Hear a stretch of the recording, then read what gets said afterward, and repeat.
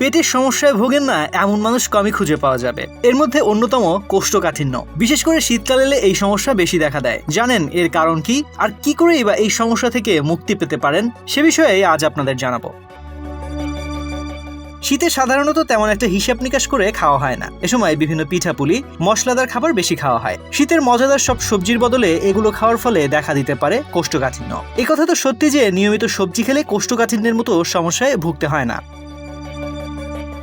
সারাদিন কাজ শেষে বাসায় এসে গোসল না করে অনেকেই খেতে বসেন। খাওয়ার সময় শরীরে রক্ত সঞ্চালন বেড়ে যায়। এর ফলে দ্রুত হজম হয়। খেয়ে ওঠার পরের মুহূর্তে গোসল করার পরে শরীরের তাপমাত্রা কমতে থাকে, ফলে হজমের সমস্যা দেখা দেয়। পুষ্টিবিদরা বলছেন কি খাচ্ছেন তার চেয়েও বেশি গুরুত্বপূর্ণ কখন খাচ্ছেন। খাওয়ার সময়টা সবক্ষেত্রেই ভীষণ গুরুত্বপূর্ণ। অফিসে থাকলে খাওয়ার নির্দিষ্ট কোনো সময় থাকে না, দেরি হয়ে যায়। সময় পেরিয়ে যাওয়ার পর খাবার পেটে পৌঁছতেই শুরু হয় বদহজম। তাই দুপুর 12টা থেকে 2টার মধ্যে খেয়ে নেওয়ার চেষ্টা করা উচিত। দই খেতে যারা ভালোবাসেন, খাওয়ার সময়টা তাদের কাছে খুব একটা জরুরি নয়। দই নিঃসন্দেহে স্বাস্থ্যকর। এতে থাকা vitamin C, B12, vitamin A, calcium, potassium শরীর ভালো রাখে। তবে রাতে দই খাওয়ার প্রবণতায় বাড়তে পারে কোষ্ঠকাঠিন্যের ঝুঁকি।